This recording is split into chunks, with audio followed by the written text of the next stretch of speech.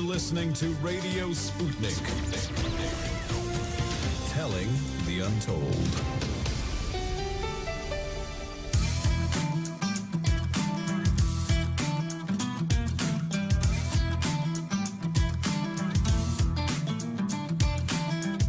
Welcome back to Political Misfits on Radio Sputnik, where we bring you news, politics, and culture without the red and blue treatment. My name is Michelle Witte. I am here with my co-host, John Kiriakou. We have a very serious conversation coming up about the U.S. economy as a whole, how to understand figures on the one hand about hunger and poverty, and on the other hand about our great employment stats. We are going to talk about what the heck is going on in the United Kingdom, where there's a delightful little Twitter thread making the rounds of the Prime Minister being absolutely grilled on different local radio stations over the fact that her finance minister, to use the American term, put out a little mini budget that was so bad. And so I know our guest likes to get a little angry sometimes. We're joined by Steve Grumbine. He's founder and CEO of the nonprofits Real Progressives and Real Progress in Action. He's host of the podcast Back Row and Cheese. He is an activist for modern monetary theory. Steve, thanks for being here. I'm going to tell you, we did get the shocking news this morning that the U.S. economy shrank in the first half of 2022. It wasn't really news. These were revised figures from the first half of this year. It showed a contraction of 0.6% in GDP for the second quarter of the year, and it kept the 1.6% contraction for the first quarter. So I mean, it must be okay to say we're in a recession now, I would think. Well, they've denied it and denied it and denied it. And the fact of the matter is that the statistics show that this is indeed a recession. It's not a deep one. It's not a terrible one. It's probably going to be short-lived, but it's a real recession. Yeah. I don't know what, I mean, yes. And I haven't seen actually a lot of headlines on these revised figures going, okay, I guess we have to call it what it is now.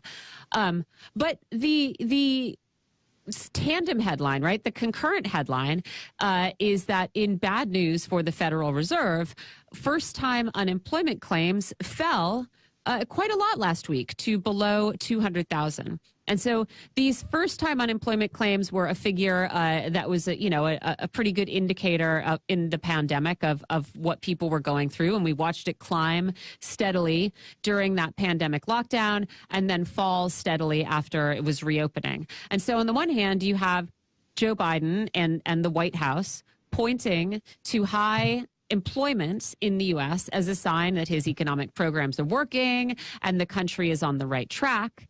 But the Federal Reserve, as we have said several times, has said explicitly what we are attempting to do is loosen up the labor market, which means we want more people to be out of work. And so I wonder how long we can watch the economy actually shrink before the numbers of the unemployed start to go up, and when it is that the Fed is going to get what it wants. I think we have Steve Grumbine to answer this question for us, do we? You might have me. Hi, Steve. We can hear you. Welcome to the show. Thank you so much for having me back on. So what do you think? We have, bad news for the economy as a whole, bad news for GDP, still good news for workers in the labor market. When does labor start to catch up to these other figures, do you think? Well, so first things first, this is not like some random bad news for the economy. This is a global orchestrated intention to quote unquote fight inflation by creating mass unemployment, even though right now we're still dealing with lower unemployment. The goal is to force unemployment. And so what you're seeing right now is the beginning of that. They won't be satisfied until they have tightened up the labor market to the point where we have, a real honest to God, feel it recession, if that makes sense. Yeah. You're seeing recession now on paper. So you see the indicators, the lagging indicators will be the unemployment. which will follow, which was orchestrated. This isn't like something that happened on, from on high. This is literally an orchestrated attempt. Anyway, it's pretty sad because they have other tools at their disposal, but they've chosen to use a blunt force trauma, to kind of do this thing. It's terrible. It is terrible. And the other thing is, if the Fed gets what it wants and these unemployment numbers start going up, we will see more reports on poverty and what numbers are doing and who's poor and where they are. But we never see a connection drawn between employment and poverty. We spoke earlier on the show today. I mentioned yesterday, Joe Biden is launching a new war on hunger. He's aiming to end hunger in the United States, including for the 10% of the population who are food insecure. And I just feel like anytime we are simultaneously talking about 3.5% unemployment and hunger and food insecurity at the same time, I feel like every single member of the media who's reporting on this should be asking, why are so many people working and so many people poor? What is wrong with our jobs? What is wrong with our wages? What is wrong with costs in this country that you can be at the same time gloating over your great jobs report and also acknowledging the 10% of the population doesn't have enough to eat. That's the level of poverty they're in. And so I wanted to ask, how should this stuff be reported? Well, first things first, you're looking at stagnant wages, of course. People are trying to claw a little bit here and a little bit there, but you're really dealing with wages trying to keep up with inflationary issues. Okay. And because food costs more than people's pay has gone up, because fuel costs more than people's pay has gone up, you ultimately have a situation where you have all these people that are quote unquote employed, but now the cost of daycare has gone up. The cost of rent has gone up. The cost of fuel has gone up. So during the pandemic, they didn't have to commute anywhere because everybody was remote. Now a lot of people are being forced back to the office. So you add in all this stuff. And so on paper, it looks like, everybody's employed. But on the other hand, the cost of getting to work has gone up. And so at the end of the day, costs have not, been offset by increased wages or, not meaningfully anyway. And so you have this scenario where everybody's working, but everybody's struggling. We're becoming the working poor that we used to think was a small minority, but it's impacting far more than just the very, very bottom. It's creeped up into that next tier and up through I hate using the term middle class. I think it's very divisive and wrong, but in the way they frame it, the middle class is starting to feel that too. Yeah. The other thing that I is blowing my mind here. Wait, I want to ask you, why do you think the middle class, reporting on the middle class is divisive and wrong? Before we move on. Because we're all the working class. I'm not going to pull any punches. For those of you all know me, I'm a socialist, and I see dividing up the working class into all these subgroups as a way of ensuring that class solidarity is never achieved and that the only solidarity that will exist is the business class and the ownership class.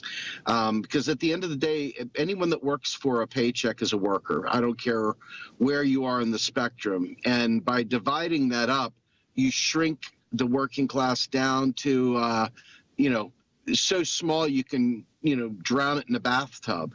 And so this has been an ongoing neoliberal effort to divide up the working class.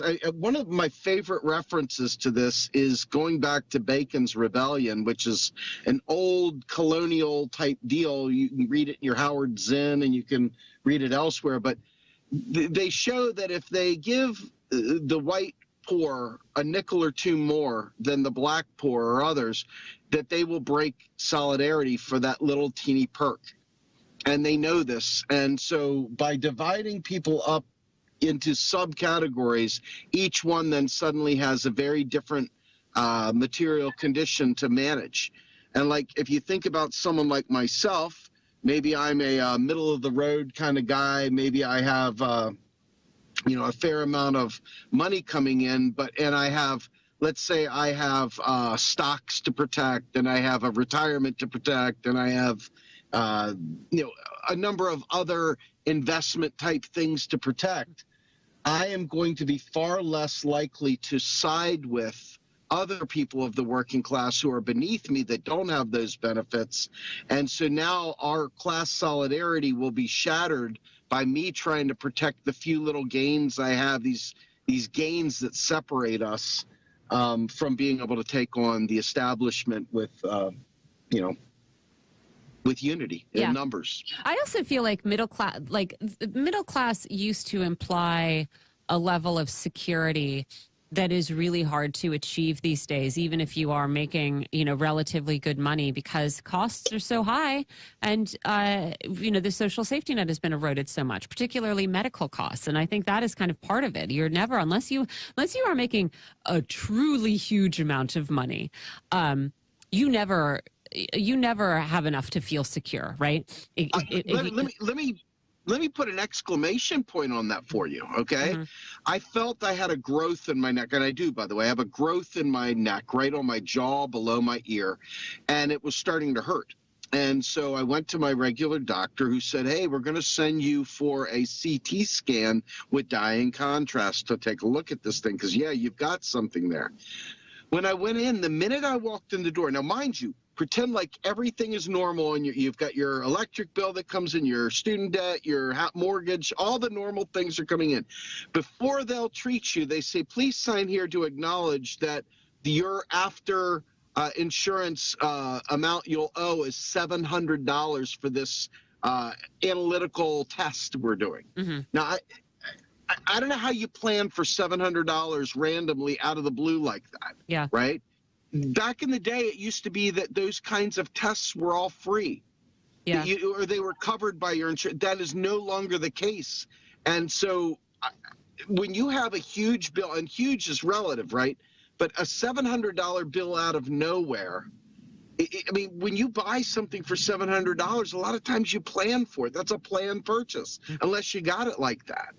And so a lot of people don't got it like that. Mm-hmm. And so these kinds of medical bills, these tests and stuff that they send you to indiscriminately without you even checking your financials. I mean, you got to live, right? So what choice do you have? You're going to go get the test. Yeah.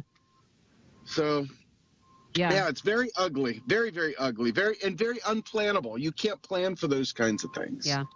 Let me also ask you, I have been reading every day for the last couple of days about Biden's new plans to end hunger in the United States. I want to tell you some of the details of this plan that he launched on Wednesday. It's an $800 billion initiative to end hunger, given the economic context we've been talking about. $2.5 billion is going to go to startup companies focused on finding solutions to hunger and food insecurity. More than $4 billion will go to philanthropy efforts to improve access to nutritious food, promote healthy choices, and increase physical activity. $2.5 billion to startup companies to say, I will bet you anything but the United States government should support unionization. The United States should have a livable minimum wage. The United States should have a single-payer healthcare system.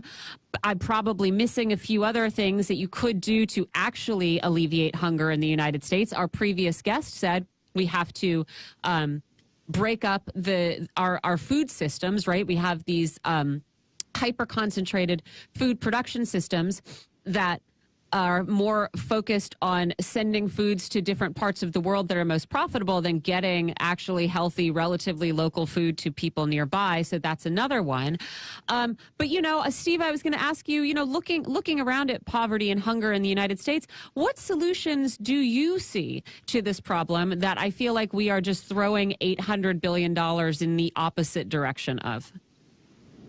Just know right up front, without a shadow of a doubt, know right off the bat that you're dealing with neoliberalism. Right. The goal here is to find a way to have businesses make money at this.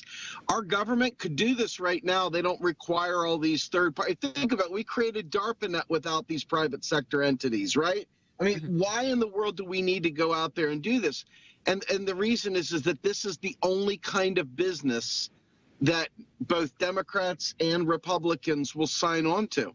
Mm-hmm. It is the ongoing growth of the neoliberal project. And so what's going to come out of this is, well, we've just got to find a way to get access. It's going to be terms like access and affordable and things like that, all in the name of expanding markets and giving more businesses the opportunity to get a piece of the pie to solve something that shouldn't even have a profit motive tied to it. Mm-hmm. But yeah, this is profit motive 100% through and through. And I don't know. I mean, you keep electing neoliberals. Neoliberals keep finding their way into the White House and into Congress, and you get neoliberal solutions. Yeah. The media is complicit. They will continue to parrot it on like there is no alternative. They won't even raise the alternatives like you did in the beginning of this segment. Mm-hmm. They won't even bring those things up.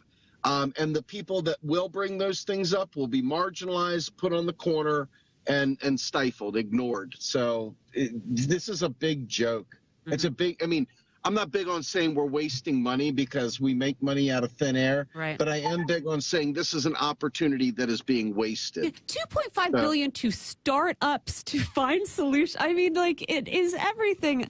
I'm sorry, that one in particular is actually making steam come out of my ears. You know, like, I'm a hunger solutions entrepreneur. God, we know what the solution is.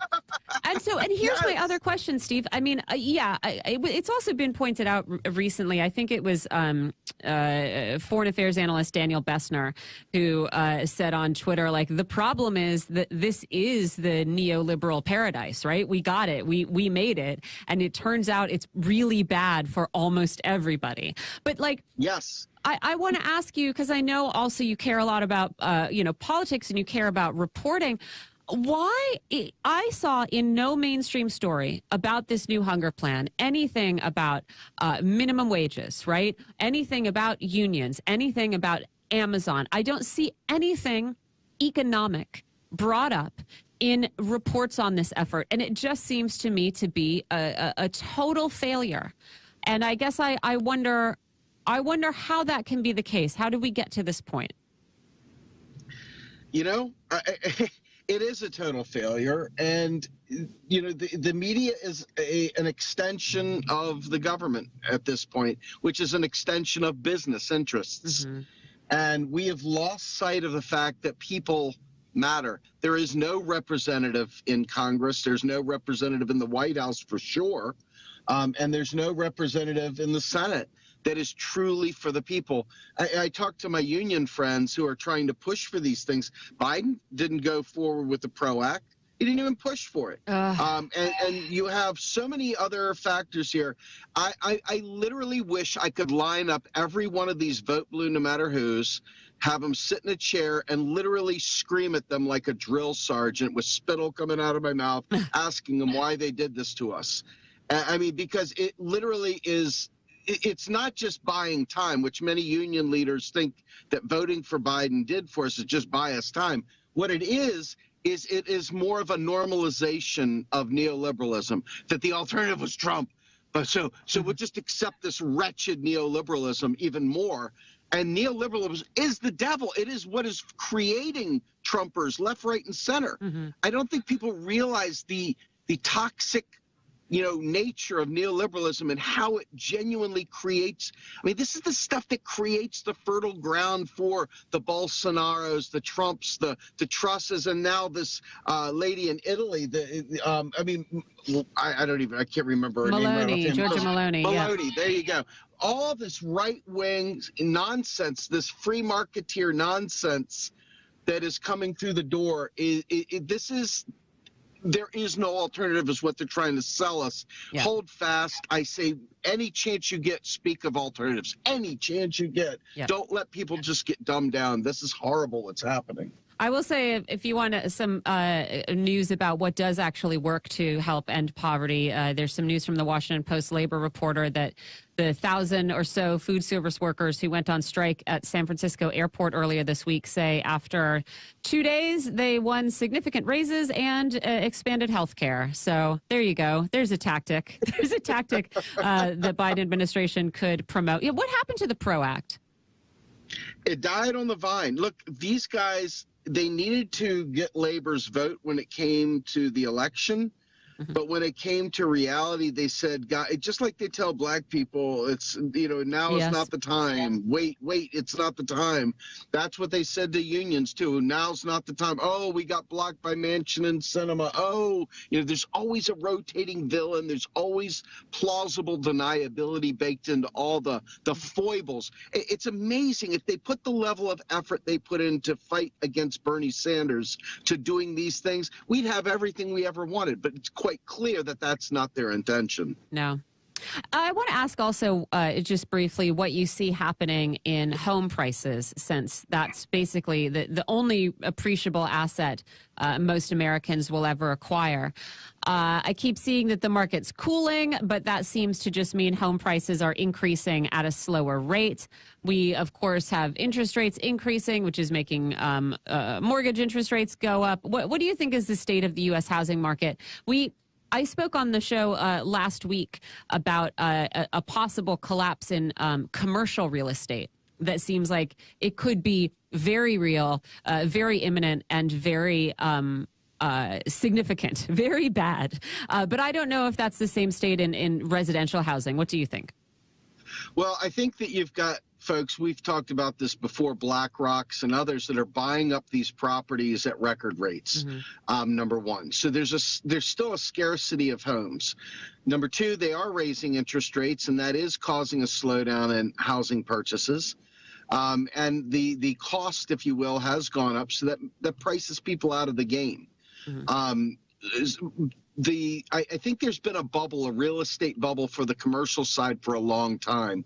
It would not shock me at all if that bubble bursts. I'm not an expert on that, so I want to try to stay within a realm of which I can speak confidently. But I would suggest that the rise in interest rates, the mass purchases of properties by folks like BlackRock, et cetera, have created a very volatile situation. Volatile for regular people anyway. And I believe there's an effort in this country right now, and really, quite frankly, even in Australia and other places, to ramp up a rental world, a world where people have no choice but to rent. The age of the starter home is long over. So to me, I see something more nefarious. I'm not sure if I'd be worried about the market as much as I'm worried about, what is the barrier to entry? Can you own a home? And I think that has become such a burdensome idea that most people may, going forward, I mean, it used to be everybody bought a home. Now you're getting to a point where I think that the average person is going to be a renter. And terrifying. I mean, to even contemplate it, you got to be making significantly more than, the median wage in this country, and probably be a double income. And anything else, you got to get pretty lucky. I wanted to also ask, the global economies are interconnected. And so the U.S. was, I think, the first in the game to start raising interest rates, I think.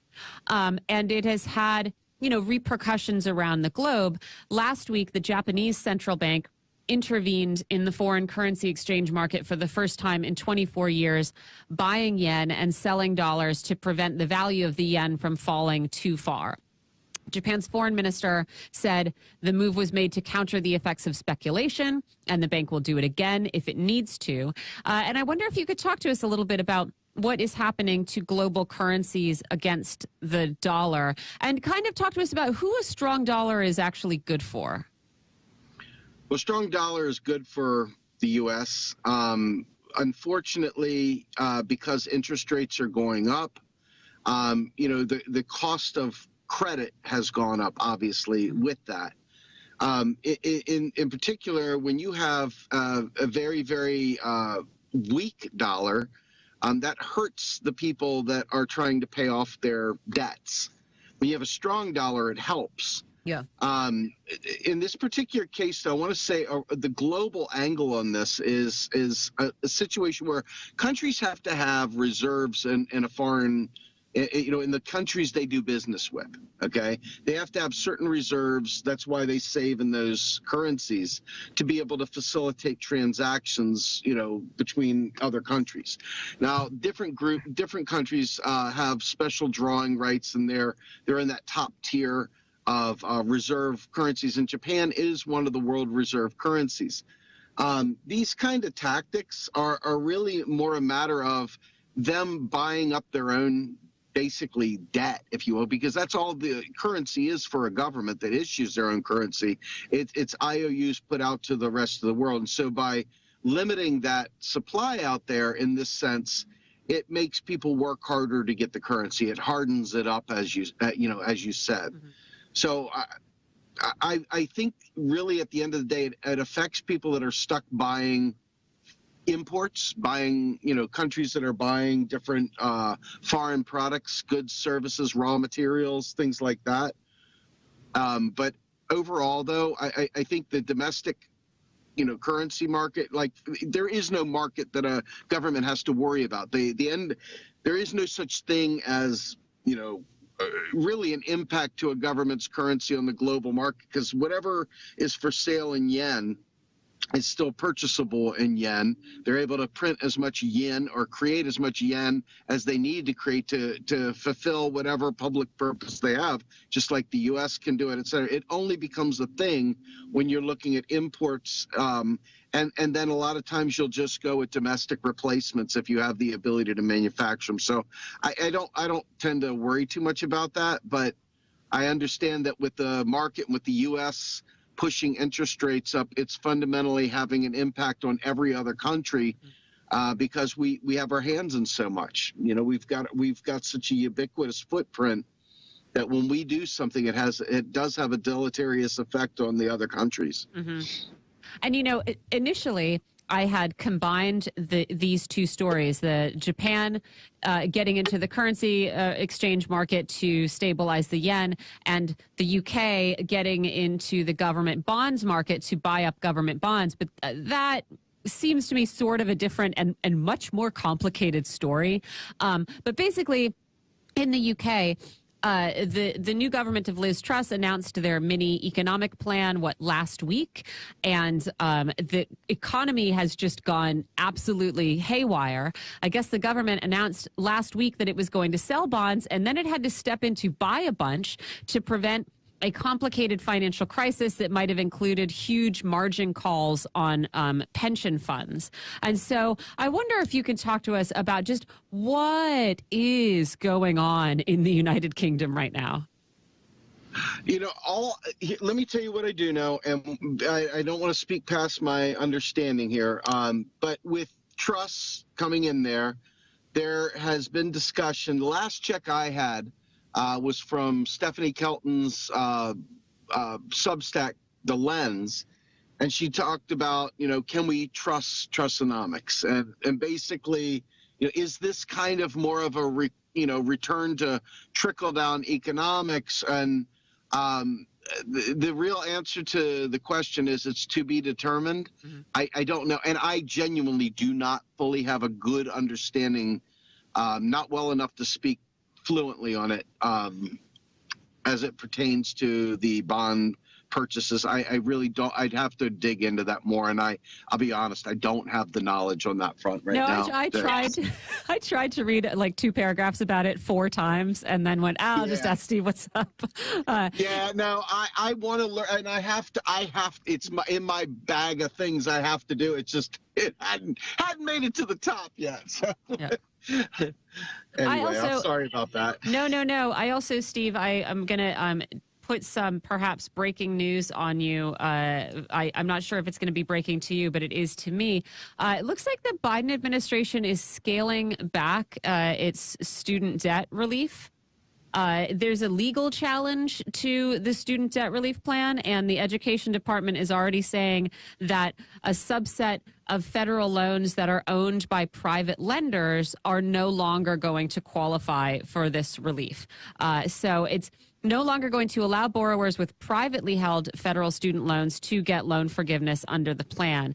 The the White House updated the guidance on its website on Thursday. The administration had previously said that they could get the same relief of $10,000 to $20,000 per borrower. So I realize this might be brand new information to you, but boy, this does fit a Biden administration pattern of dropping a possibility, getting some really good headlines, and then walking away, right? Like, I'm still waiting for, they did this with halving child poverty. Remember, even during the a couple of years ago, we have child poverty with the expanded child tax credit, but then then it sunsets. What happened? Did you just double child poverty, Joe Biden? Do we get credit for that? They had this big... this breakthrough between the railway unions and the railway companies that was announced, but actually that deal is not yet confirmed as far as I can see, but they've already gotten the headlines, so who cares? And now it looks like, they got some of the headlines with this student loan forgiveness, and what do you know? That project is the incredible shrinking debt forgiveness. Yeah, I mean, it was already crap to begin with. It really was. And it really was not well thought out. I mean, it should have been complete and utter wiping it out, and I think they could have done that without any issue whatsoever. Unfortunately, because they balkanized it like this, and because Biden didn't actually explain how this works to anyone. It was just sort of like, yeah, we'll just go ahead and do this. If you read the debt collective work, you know that they had shown how it's possible to not just do some, but all of this debt and wipe it out entirely. I used to work, full disclosure, at one of the Fed loan servicing companies, and they had split it in half. One was dealing with private loans, and the other one was dealing with federal loans. And so the two are very different. And, Fed loan servicing, Obama made it so that was all that was available back, in the Obama era. So, to me at this point in time, it almost makes me want to just scream at the top of my lungs when you know what he could do, but what he chose to do because he's guided by extraordinarily conservative people who don't really want us to win. It would have been at most political chips to hopefully secure a victory in November for their guys. But this is just more of the same stuff. And it's deeply depressing. He's a deeply unserious president. This administration, has missed layups its entire time in office. And but you know what? You have to ask, Michelle, I'm going to tell you right now, I don't think of it the way I'm saying it. I genuinely don't believe they have any intention of doing things. I genuinely believe these are kind of like purposeful failures. Like the intention is not to serve us, it's to give the appearance of. But it's not even window dressing. It's almost more nefarious than that. Yeah. And it's very, very depressing to me because I've got good friends that will swear this is the right thing to do. He's the greatest guy. Oh, you've got to stand by. And I just can't. I know the alternative is horrific fascism, and I don't want any part of it. But neoliberalism is proto-fascism, and it creates new generations of fascists. Yeah. And what Biden is doing right now is, in my opinion, unforgivable. Yeah, yeah. And the media sort of carrying him along with these banner headlines and the very, very quiet revisions to the actual programs afterward. That was Steve Grumbine. Steve, tell our listeners where else they can go to find the work you're doing. Yeah, please come by I guess you don't have to say anymore, realprogressives.org. And you can check out my podcast, Macro, the letter N, Cheese. It's on all, from iTunes to SoundCloud to, Spotify, everywhere. And you can also check me out Monday, Wednesday, Friday on Real Progress in Action. I do a show at noon called The Rogue Scholar. Mm-hmm. And then lastly, I am also a co-host over at Status Quo News. And I do a show on Tuesday nights with Jordan Sheraton. And I also do my own Let's Get Ready to Grumble that premieres every Sunday at 2 p.m. On Status Quo as well. Yeah, fantastic. Thanks so much for joining us, Steve. Really appreciate talking to you. Thank you. Have a good one, Michelle. You too. Thanks to everyone who joined us. Thanks to our producers and engineers. And on behalf of John Kiriakou and myself, Michelle Witte, thanks to all of you for listening. We will be back for more tomorrow.